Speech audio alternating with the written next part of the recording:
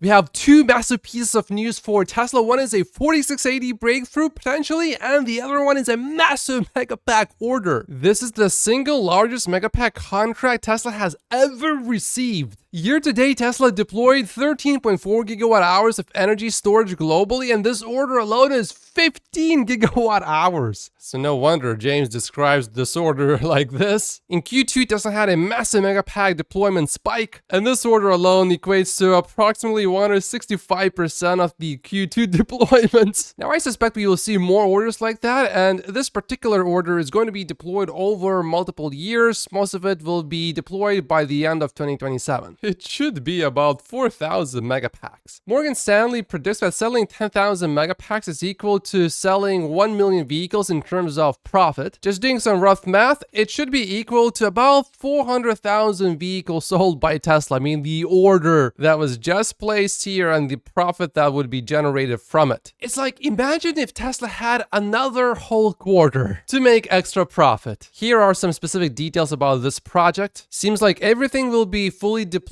by 2030, but most of it will be deployed by the end of 2027. And this is not the first time that they bought Megapacks from Tesla, meaning we are getting repeat customers, which means that the Megapacks are actually really good. It's one thing to sell something to someone one time and have them never return back to you, but when you get return customers, you know you got something really special. Sometimes things make sense on paper, but when you actually start doing it, there turn out to be many unforeseen challenges which actually make it not worth it. But that's definitely not the case with Tesla here. They call Tesla's solution a plug and play solution. No one in the market can match Tesla's depth of experience in storage technology. The CEO of Intersect Power said, who just placed this huge order. Seems like everything is going to be deployed in the US and largely, I guess, in California and Texas. And the first Megapack deliveries for this project will start in 2025. This makes me really happy. This is not just proof that Tesla can do a tiny little bit with Megapacks here and there. No. This is extremely bullish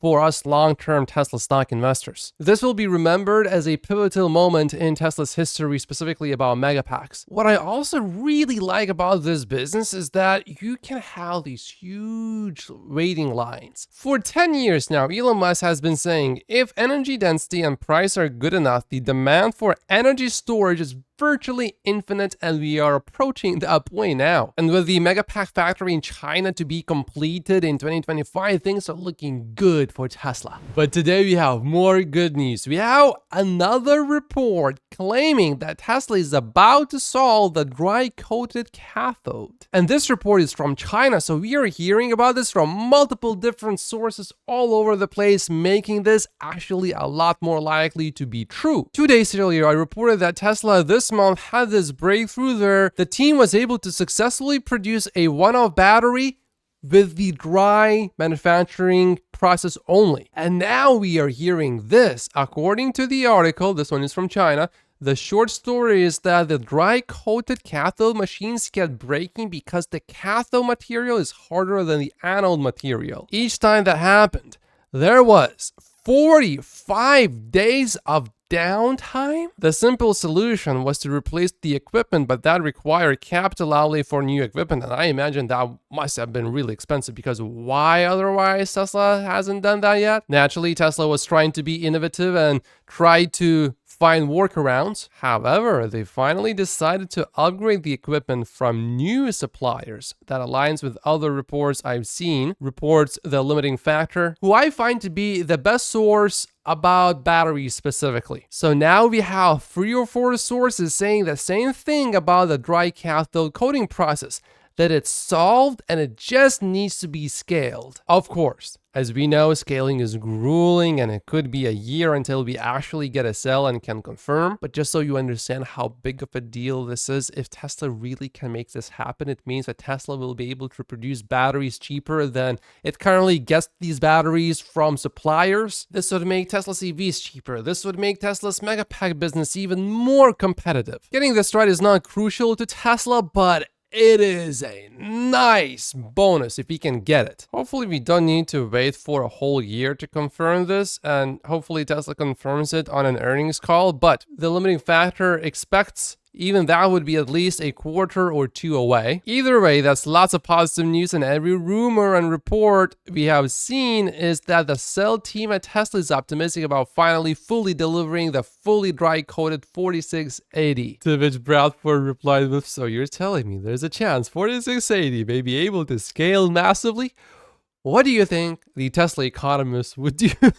That he would probably be buying back into Tesla stock. His whole thing was about batteries. But the thing is, if this really is confirmed, by the time it is confirmed fully 100%, the stock by then will probably be substantially higher. And of course, with Tesla stock being so volatile, the chances are it's gonna dip again and maybe he would sell again. I did feel quite bad for him when he sold at the very bottom, but hey, this is investing. He has been awfully quiet lately about Tesla despite these positive developments. I know he started a new business, so maybe he's just busy with that, but he did say, "I am bearish on Tesla," and that was on June 10th. June 10th. Oh, yeah, almost right before the big jump. So if you ignored it, just like I have, you made a good move. Tesla just updated its app, and there's an opinion that this is the most impactful and essential change to the official Tesla app since its inception. This certainly got my attention now. Previously reopening the Tesla app would fully wake up your vehicle, resulting in some marginal battery drain. We welcome this much needed change. So this latest Tesla app update won't wake up your car for no reason. It will only wake up the vehicle if you press one of the buttons, like for example, unlock the car. With this change, when you open your app, it will now display a message saying how long your vehicle has been asleep for. And to wake up the car, you have to do something or refresh the app. Based on Drive Tesla Canada's testing, there is a period where the car stays awake. So if you reopen the app within a few minutes, the car will still be awake. And that period appears to be at least 5 minutes. My question is, how long does it take for the vehicle to wake up? For example, if I want to see the live stream camera view, does it mean it will take quite a bit longer for me to do that? I assume it's maybe going to take me just a tiny bit longer, but not so much longer that it is going to be annoying. Morgan Stanley just released a new note. Investor survey suggests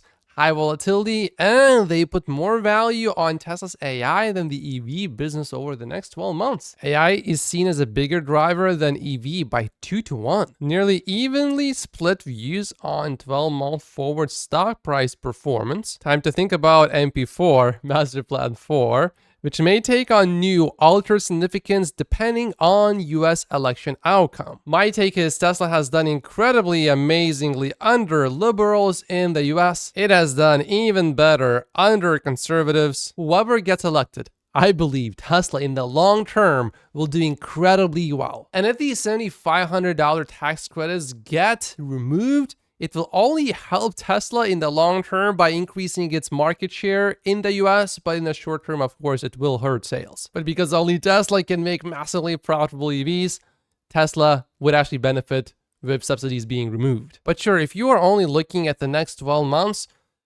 does it matter who gets elected? In that case, yes. But if you look at the next 10 years, I think there's not that much importance in terms of who gets elected. I'm just speaking strictly as a Tesla stock investor. As long as we have private property rights, I think Tesla will do well despite whoever is elected. But looking at this Morgan Stanley report, they basically say there's a 50% chance that Tesla stock is going to beat S&P 500 in the next 12 months and 50% chance that it will not. How insightful. And here's another Morgan Stanley note. They reiterated their $310 Tesla stock price target, and they say, if Tesla or any other US company were to solve the robotaxi problem, we believe it would be highly unlikely that company would be allowed to offer such technology within the People's Republic of China. The dual purpose of embodied AI carries obvious national security sensitivities. The technological overlap between the civil and military applications of autonomy is high, and it might not even be China banning the technology. It might be the US not letting Tesla deploy it over there. The US Department of Commerce has banned the export of advanced AI chips, but what is the stance on advanced AI-enabled robotics like Tesla vehicles when they inevitably become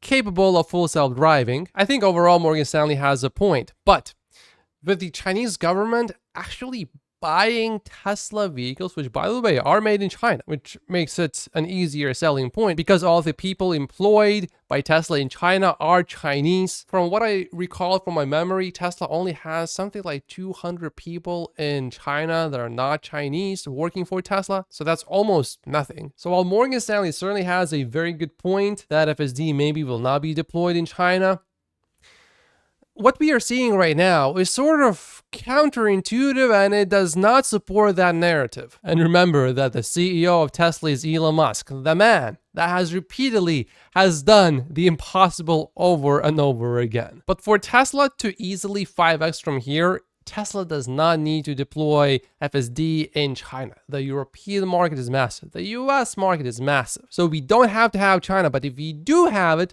it's going to be a huge, massive bonus. I personally think that the biggest competition for Tesla is going to come from China, including autonomy. And if Tesla is not allowed to deploy FSD in China, that means, I think, Chinese companies not being able to deploy their FSD technology in the US, in Europe, and in allies of the US. And these markets are huge, and Tesla would just have a monopoly in all of these countries. So if we can't have China, that's fine. But if we can have China and deploy robotaxis in China as well, that would be a massive bonus. With Elon Musk moving Tesla's headquarters to Texas, I believe he's talking about moving from Delaware to Texas. It's time for the governor of Texas to stop the ridiculous laws protecting auto dealerships which disallow manufacturers to sell directly to consumers. Texas isn't really pro-business until they stop supporting anti-competitive practices. Rohan Patel used to be in charge of Tesla's policy, and he says the current Texas government has made it just as good or better to operate without a franchise license. That could change with a future government, so a law change is preferred for business certainty long term. The biggest advantages: open on Saturday and Sunday. Licensed franchise dealers have to choose to be open on Saturday or Sunday. Pretty much everything else can be done at the gallery: financing, leasing, trade-ins, test drives, insurance, safety inspections, etc. So if you want to buy a car in Texas on a weekend, you are definitely more likely to buy a Tesla because other franchises may just simply be closed, but Tesla locations should be open 7 days a week, including Saturdays and Sundays. But it is so weird that they have to create an exemption for this. Does this only apply to Tesla? What if Ford and GM wanted to do the same thing? They have franchise agreements, so they wouldn't be able to do so, but that's their choice in terms of their distribution model. So even though Tesla cannot sell directly to consumer online, in a way, there are some advantages that Tesla has in Texas. So the Texas government is actually treating Tesla quite well because of this special exemption. Tesla sues Chinese auto parts company over dangerous NACS adapter. We don't want any people hurt or any fire starting just because some supplier made a faulty part. The adapter is marketed deceptively to non-Tesla electric vehicle owners and poses significant dangers to them. According to Tesla, the adapter lacks adequate protection against heat, dust, and water, which could lead to catastrophic injuries or damage to Tesla's supercharger infrastructure. The company advertises that the adapter has a kill switch, but Tesla says such a thing does not exist in this adapter. And looks like progress has been made by Tesla here. The adapter can no longer be purchased on Amazon. Here's some good news. Scroll and compile this chart which shows the BEV adoption rate in Europe, and you can see that in Q2 it is higher than in Q1, so it is growing again. Samsung has launched an energy management service for Teslas in the US. Samsung SmartThings Energy allows Tesla drivers to monitor and control the charging status of their EV batteries and the power generated by solar panels. However, you can pretty much already do all of that with your Tesla app, but I guess if you have solar panels that are not from Tesla, then yeah, this is somewhat helpful. Neuralink is expanding with a new $14.7 million building near Austin, Texas. People have been asking for this light bar for Cybertrucks for a while, and we now have news that Foundation Series Cyberbeast owners will be able to get the official Tesla Cybertruck light bar soon. This news comes directly from Tesla. Multiple Cybertrucks have been spotted in South Korea, and there is a strong Tesla stock investor base in South Korea, so they must be thrilled. I really like this. Elon reposted this to his main timeline, getting 37 million views for the Cybertruck, and this of course helps Tesla sales. Not just for Cybertruck sales, but Tesla's brand, and therefore Tesla probably sells a few vehicles that are not Cybertrucks when Elon Musk posts something like this. And this is now officially official. Tesla has sold more Cybertrucks in May 2024 than the Ford F-150 Lightning and Rivian R1T combined, despite being a $100,000 truck. Tesla is a clear winner here. Oh, and someone just DM'd Sawyer with proof that they reserved their Cybertruck on March 27th. And Tesla already invited them to spec a Foundation Series, and he just fully paid for it in the Tesla app. So we are getting close to people who placed regular Cybertruck orders getting their Cybertrucks. I'm talking no more Foundation Series Cybertrucks. However, Gregor Truck can't configure his November 2023 reservation. I assume he's talking about the Foundation Series Cybertruck. So this is a bit random, but we are having signs that the Cybertruck Foundation Series orders are possibly coming to the end.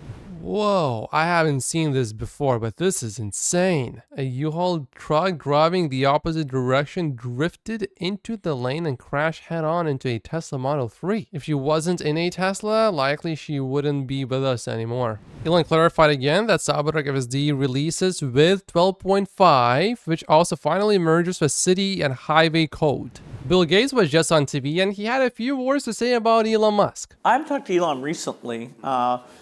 We were at an event together called the Breakthrough Prize in LA, and I said hi to him. But Tesla's a huge contribution to driving the car industry towards electric. Are you disappointed that Elon doesn't really seem to talk much about climate these days? He's more interested in talking about culture wars and other issues. He talks a lot. I hope he'll talk more about climate. He's very, very smart. He's made a contribution within that area that is super important. What would you like him to talk when he talks about climate? What would you like him to say? I don't think he'll listen to anybody telling him what to talk about. So he's unique and he'll talk about whatever he feels like. Bill Gates is really smart not to say anything terrible about Elon Musk. He knows if he does say something, he will be attacked back. But actually, Elon Musk just talked about climate quite a bit. This post wasn't even on Elon Musk's main timeline, but it got 13.2 million views. A CO2 tax properly applied would change the tragedy of the commons, that is the steadily rising CO2 ppm level. If we are going to tax anything, then we should prioritize taxing the potentially bad over the potentially good, as we do it with alcohol and cigarettes over vegetables and fruits. I disagree with those who view the climate risk as catastrophic in the 5 to 10 year range, but the long-term risk is very real even if one simply considers quality of life at a given CO2 level. The indoor CO2 ppm level is significantly above the outdoor average. This means 800 ppm for 400 ppm ambient. Above 1000 ppm, people are noticeably negatively affected. Above 2000 ppm, it gets really painful. I haven't really explored this subject in very high detail, so it's interesting to look at this. Here's what I know from personal experience, and this is completely anecdotal, but if I sleep with my window open and there's fresh air coming into the room, I need about 30 to 60 minutes less sleep. But that's only if I'm sleeping in a quiet room and I'm not in a city or anything like that. Here's why you may consider investing in Starlink when inevitably it goes to the public market. Elon has been posting about Starlink lately, which now provides internet to 400,000 active Canadian customers. And Warren did some basic breakdown. I'm not saying these numbers are going to be true, but it's just to get a basic idea of what's the potential like. By market cap, Starlink will be the largest internet service provider. Starlink's cost per user will be much lower than others, especially after fully reusable Starship and mass production of next generation satellites. Starlink's potential market in the medium to long term is somewhere between 100 million and 300 million users. 200 million Starlink users at $500 per year average would be 100 billion a year and potentially $90 billion in gross profit. Market cap could be 1 trillion. No internet company is going to build a rocket company, so SpaceX will sort of have a bit of a monopoly on cost. This next thing I'm keeping strictly about Tesla only. There's a post from the current president saying, "I'm sick of Elon Musk and his rich buddies trying to buy this election, and if you agree, pitch in here. Elon directly responded to this exchange. I'm living rent-free in his head. And then he quoted $55. The current president, and I watched this video to confirm this is real, accidentally announces a $55 cap rent rises after struggling to read 5% on teleprompter. That was a gaffe which was not immediately addressed, and it is going to be a 5% cap, not a $55 cap. Anyway, going forward, I expect this to be sort of routine, Elon Musk being attacked, and then Elon Musk responding. I think at this point, investors of Tesla have sort of gotten used to it, so I don't expect any one of these incidents, when they inevitably happen, to drive Tesla stock down. This wasn't really an aggressive attack against Elon Musk, but I expect to see some really nasty attacks. The current president, I think, is referring to Elon Musk supposedly committing around $45 million a month to elect his opponent. The original source of that donation is the Wall Street Journal. Elon called it fake news. So naturally, I did some investigating, and it is a real animal. But as you can see, this one is not real because it has human legs. Elon did not offer any extra commentary except for this meme post. So if you take it literally, Elon did not deny it because he just said this is fake, a fake animal. But if you read in between lines, of course, he's denying it. But Elon has a track record of sometimes being a little bit vague and then taking advantage of that vagueness. For example, remember when Elon said no further Tesla sales planned after today, and then months later, Elon Musk sold Tesla stock again? He didn't lie. He just said at that point, he had no further plans, but many took it as Elon Musk will not sell any more Tesla stock for a long, long time. And I think for us Tesla stock investors, it is relevant to know if Elon Musk is donating a significant amount of money to this or not, because if he is, the attacks on him will only be bigger. And that affects Tesla as well, of course, because Elon's brand is directly tied to Tesla's brand, and Tesla's brand is directly tied to Elon's brand. The Wall Street Journal has since issued a statement saying we stand by our reporting. And there were disclosures showing who exactly donated money to this super PAC. And I looked at it and I could not find anything that tied Elon Musk to any of these specific donations so far. So here's my personal opinion on what's happening with these donations. I think Elon Musk is going to give some money to the super PAC or to the former president.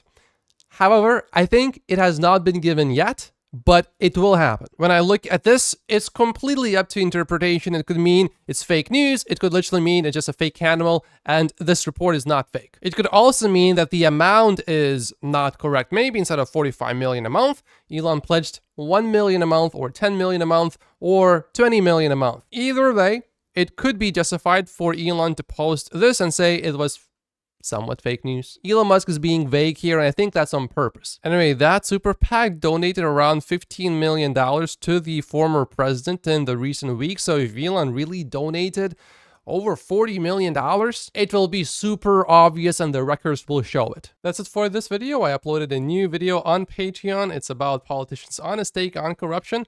And also, I went through the 2024 election betting odds to show you who is the most likely to be the next president based on how people are betting their money. By joining Patreon, you will have access to all of my exclusive videos on Patreon, as well as how much I am willing to pay for each Tesla share between 2024 and 2033. If you join the investor tier, you will also have access to my valuation model, where you will see all of my assumptions, including deliveries, the energy business, Tesla's future businesses like FSD, and of course much more. And then if you want to easily download that and put in your own numbers, then this third tier is for you. To all of my Patreon supporters, thank you so much. Make sure to like the video and subscribe if you haven't yet as well. It's really important to like the videos because that makes it less likely that the channel will be shadow banned later, like my other big channel got shadow banned before from about 50% of my regular viewers. Thank you so much for watching, and I will see you in the next video.